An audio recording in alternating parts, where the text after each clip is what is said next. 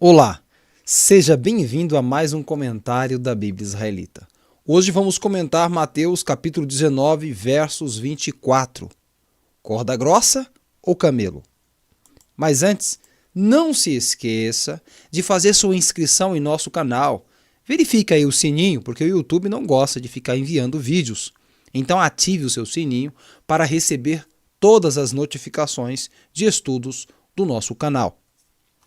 Bom, hoje nós iremos comentar sobre Mateus 19, versos 24, que diz o seguinte, abro aspas, e outra vez digo para vocês que é mais fácil uma corda grossa passar pelo buraco de uma agulha do que um rico entrar no governo do Altíssimo. Bom, a questão toda é, corda grossa ou camelo? Em outras versões diz, é mais fácil um camelo passar pelo buraco de uma agulha do que o rico entrar no reino do Altíssimo. A questão está sobre a frase corda grossa ou camelo. Para isso, iremos precisar estudar a fundo as traduções anteriores. Antes, eu mostro para vocês aqui um quadro comparativo, né? Eu tenho aqui uma agulha, temos uma linha de costurar e uma corda grossa. Bom, você pode observar que a linha de costura ela está dentro da mesma classificação da corda. Ambas são diferentes, porém na mesma classificação. A linha de costura é uma corda fina e a corda é uma corda grossa, utilizada para outros fins, porém está dentro da mesma classificação. É mais fácil uma corda passar pelo buraco da agulha ou uma linha de costura? É lógico que é uma linha de costura. Porém, quando eu uso a palavra corda grossa para agulha, eu estou usando uma hipérbole. Bom, vamos parar por enquanto com isso e vamos ao comentário de Mateus 19, versos 24. Vamos aí, Mateus 19, versos 24, corda grossa. Em grego, a palavra traduzida por camelo é a palavra camelos. Numa leitura variante de manuscritos gregos, encontramos essa palavra, né, que dá a tendência de corda grossa. Teria havido no texto grego uma troca entre camelos, né, e camelos, que significa corda grossa, calebre. A própria palavra do aramaico utilizada por Yeshua carregaria ambiguidade. Por exemplo, em aramaico nós temos gamilá, que é camelo, e também nós temos a palavra gamala, que é corda grossa. Observe a similaridade entre essas duas palavras. Aqui eu tenho uma palavra gamala, eu vou deixar aqui ela destacada para a gente, e eu tenho a palavra gamla. Observe que essas palavras elas são similares. Ela contém quase o mesmo som. Observe muito bem a palavra gamla, camelo, em aramaico, gamala, corda grossa. Lembrando que Yeshua, Jesus, falava aramaico e possivelmente quem escreveu em aramaico. Para justificar o erro de tradução, né? Que tradução? Para camelo, né? Existe um erro de tradução aí, quando as pessoas traduzem para camelo. Para justificar o erro da tradução para a palavra conhecida como camelo, os teólogos afirmam que a agulha, referida no texto, faz menção a uma fenda na rocha por onde os camelos por onde eles passavam, né? E ali os camelos faziam força para poder entrar. Uma observação. Até hoje, nunca foi encontrado alguma referência plausível que tais fendas, agulhas, né, existiam para a passagem de animais que transportassem alimentos ou mercadorias. Bom, vamos lá. Para justificar que o texto fala realmente de camelo, os teólogos arrumaram aí um argumento de que a agulha está se referindo a uma fenda. a um buraco pelo qual passava os camelos. Ora, se essa fenda era utilizada para passar os camelos, então por que dizer que é mais fácil um camelo passar? Se os camelos passavam por essa fenda. Não era difícil o camelo passar. Então, por que usar a palavra é mais fácil um camelo passar? Entende? Se tratando de hipérbole, de algo aumentado, o exemplo não tem efeito. Bom, até hoje nunca foi encontrado aí definitivamente essa tal agulha, esse tal buraco por onde os camelos passavam. Também não existe nenhuma outra referência nos textos gregos onde a palavra agulha tenha sido utilizada para se referir a uma fenda na rocha. Você não vai encontrar dentro do grego nenhuma outra referência dizendo que agulha refere-se a um buraco pelo qual os camelos passavam. Mas o problema desta afirmação é que a palavra grega para agulha ela é derivada, né, das palavras gregas em questão, com os significados respectivos de costurar e costura. Desse modo, o buraco em questão é o mesmo de uma agulha de costura. Ou seja, quando Yeshua, falando a palavra agulha, estava se referindo de fato à agulha de costura. Por quê?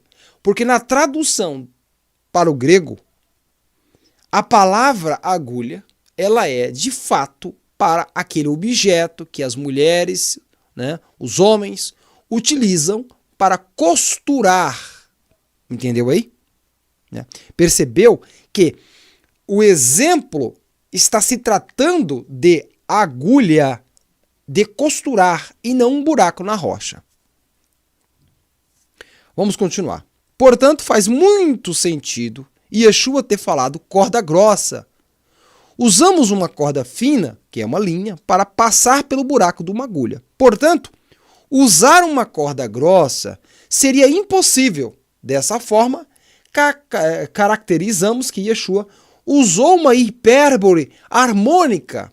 Ele hiperbolizou em sua ilustração. Portanto, não faria nenhum sentido usar o camelo, ou seja, usar a ideia de camelo, já que animais não passam pela agulha de costurar, não é verdade?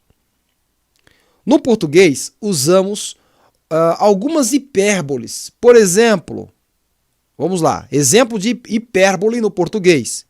Estou morto de fome. Ninguém está morto de verdade, mas isso é uma hipérbole.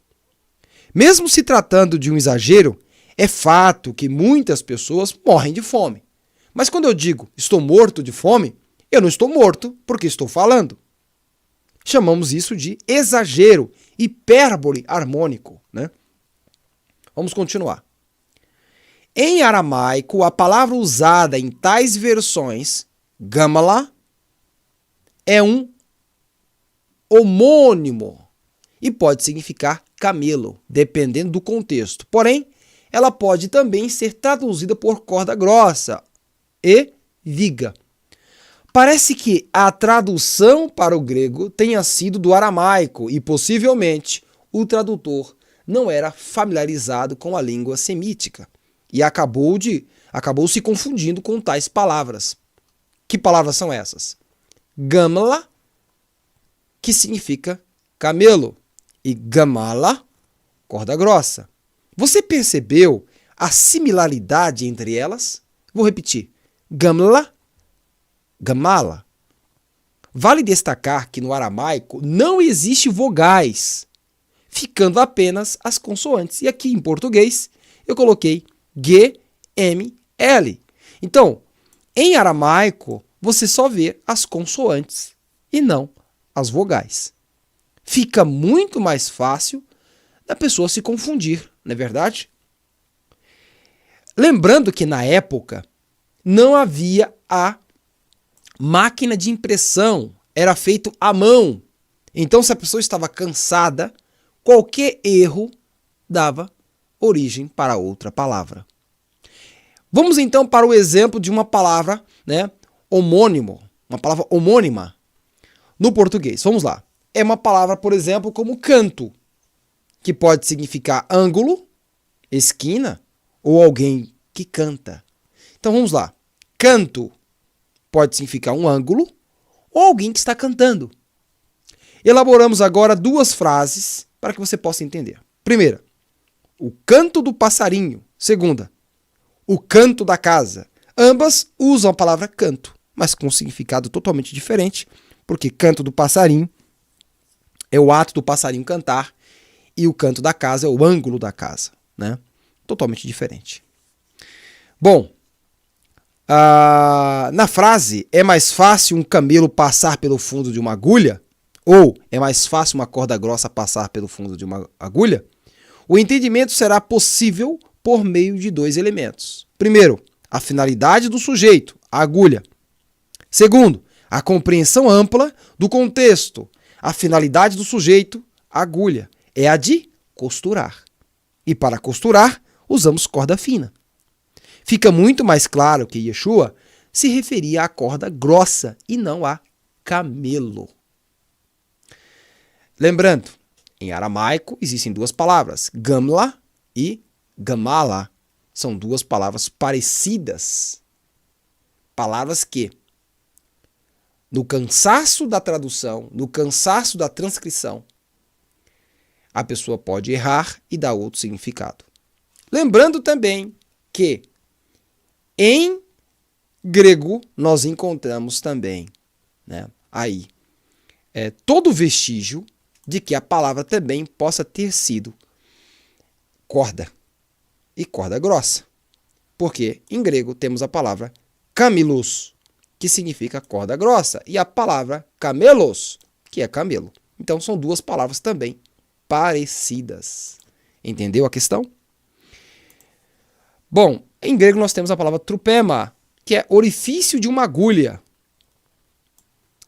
E trupema é referido-se a um objeto, a um aparelho, que é uma agulha que você usa para costurar. Dá muito mais sentido o entendimento de que Yeshua estava se referindo de fato a essa hipérbole. Ele vai dizer, é mais fácil uma corda grossa passar pelo fundo da agulha do que um rico entrar no governo de Deus, no reino de Deus. Aqui ele está fazendo uma hipérbole. Por quê?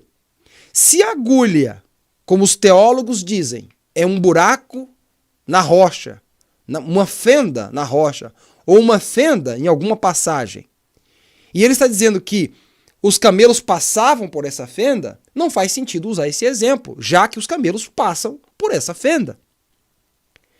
Então, é lógico que aqui está se referindo ao objeto de costurar.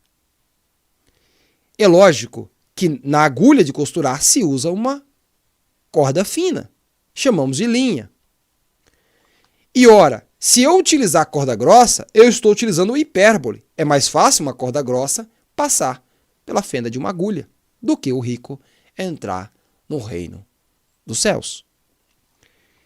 Terminamos por aqui mais um comentário da Bíblia Israelita, hoje comentando Mateus capítulo 19, versos 24. Não se esqueça de fazer sua inscrição em nosso canal, ativar o sininho para receber as notificações e compartilhar esse vídeo com o máximo de pessoas possíveis. Que as bênçãos de Deus sejam sobre você. Até o próximo comentário, se ele assim permitir.